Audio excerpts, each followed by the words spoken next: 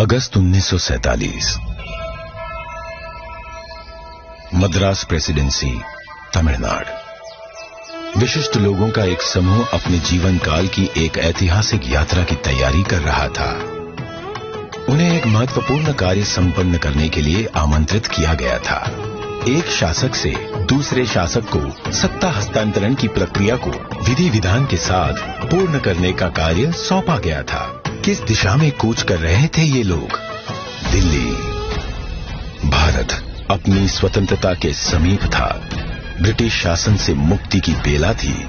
स्वराज के लिए संघर्ष में हजारों गिरफ्तार हुए और मारे गए, और दशकों बाद राष्ट्र अपनी लक्ष्य के समीप था। वो लक्ष्य था स्वाधीनता, स्वतंत्रता।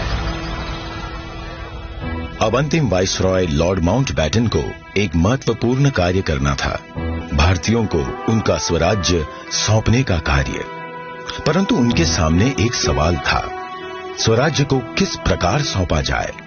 ऐसे में हाथ मिलाने की रस्म शायद ही काम आए। तो इस गौरवशाली क्षण के प्रतीक के रूप में कौन सी रस्म अपनाई जाए? उन्होंने पंडित जवाहरलाल नेहरू के सामने अपना ये सवाल रखा। ये एक उचित सवाल था जिसके बारे में विचार विमर्श की आवश्यकता थी। नेहरू जी ने ये प्रश्न जाने माने स्वतंत्रता सेनानी श्री सी राजगोपालाचारी के सामने रखा, जिन्हें राजा जी के नाम से जाना जाता था। वे तमिलनाडु से थे। नेहरू राजा जी की विद्वता और भारतीय परंपराओं और सभ्यताओं पर उनके ज्ञान का सम्मान करते थे। राजा जी को इसका समाधान भारत के गौरवशाली अतीत में मिला। तमिलनाडु के चोला साम्राज्य में, जो भारत के प्राचीनतम और दीर्घकाल तक चलने वाले साम्राज्यों में से एक था, एक चोला सम्राट से दूसरे सम्राट को सत्ता का हस्तांतरण नीति परायणता के प्रतीक अर्थात सेंगोल सौंप कर किया जाता था। भगवान शिव के आशीर्वाद का आवाहन करते हुए उस समय के महंत द्वारा सेंगोल को आशीष प्राप्त होता था।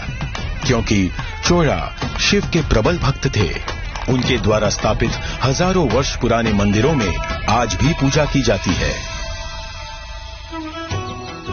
राजा जी ने इसी परंपरा और समारोह के आयोजन की सलाह दी, जिसे नेहरू जी ने स्वीकार किया।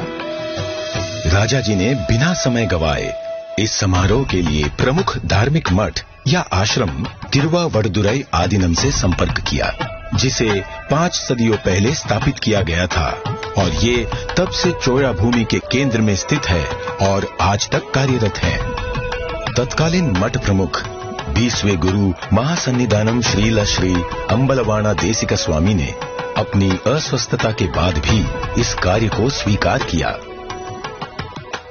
उन्होंने सेंगोल बनाने का दायित्व मद्रास के प्रसिद्ध स्वर्णकार वुम्मड़ी बंगारू को सौंपा।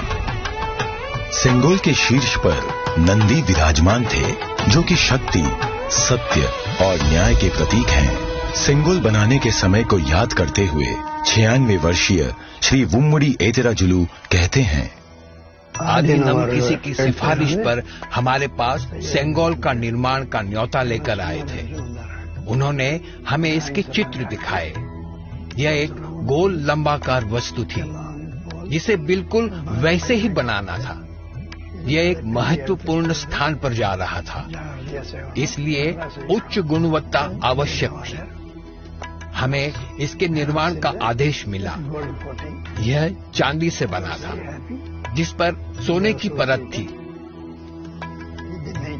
आधीनम के सानिध्य में इस निर्माण से जुड़कर मैं बहुत ही प्रसन्न था। स्वतंत्रता सबके लिए गौरवशाली क्षण था, पर आधीनम द्वारा हमें सेंगोल निर्माण का दायित्व सौंपने से उस क्षण का महत्व बढ़ गया था। परम पावन मठ प्रमुख ने उप प्रमुख श्रील श्री कुमारस्वामी तंबिरान, आदिनम के ओदुआर विशेष गायक माणिक्यम और नादस्वर विद्वान टी.एन. राजरत्नम पिल्लई को आयोजन संपन्न कराने का दायित्व सौंपा। ये दल एक विशेष विमान से दिल्ली पहुंचा। 14 अगस्त 1947 की रात्रि को श्रील श्री कुमारस्वामी तंबिरान ने रीतिनुसार सेंगोल को लॉर्ड माउंटबेटन को सुपुर्द किया। और लॉर्ड माउंटबैटन से उसे पुनः स्वीकार किया। तत्पश्चात सेंगोल पर पवित्र जल छिड़का गया। शोभा यात्रा के रूप में इसे पंडित जवाहरलाल नेहरू के पास ले जाया गया। इस अवसर पर ओदुवार ने तमिल संत तिरुज्ञान संबंदर द्वारा रचित कोलर पदिगम से श्लोकों का पठन किया। महंत ने नेहरू जी को पीतांबर पहनाते हुए उन्हें रीतिनुसार सेंगोल सौंपा।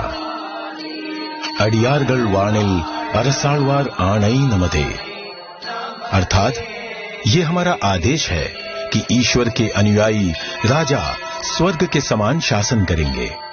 इस वाक्य से श्लोक का समापन हुआ।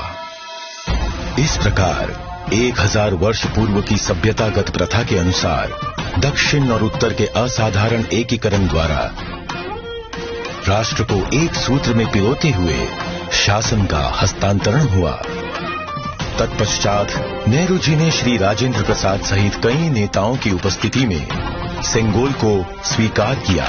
आगे चलकर श्री राजेंद्र प्रसाद भारत के प्रथम राष्ट्रपति बने। इस ऐतिहासिक घटना का उल्लेख व प्रकाशन राष्ट्रीय और अंतर्राष्ट्रीय मीडिया में किया गया। 25 अगस्त 1947 की टाइम पत्रिका ने भी इसे प्रकाशित किया। हस्तांतरण की प्रक्रिया के पश्चात पंडित जवाहरलाल नेहरू ने 14 अगस्त 1947 की मध्य रात्रि को अपना विश्व विख्यात भाषण राष्ट्र के नाम संबोधित किया।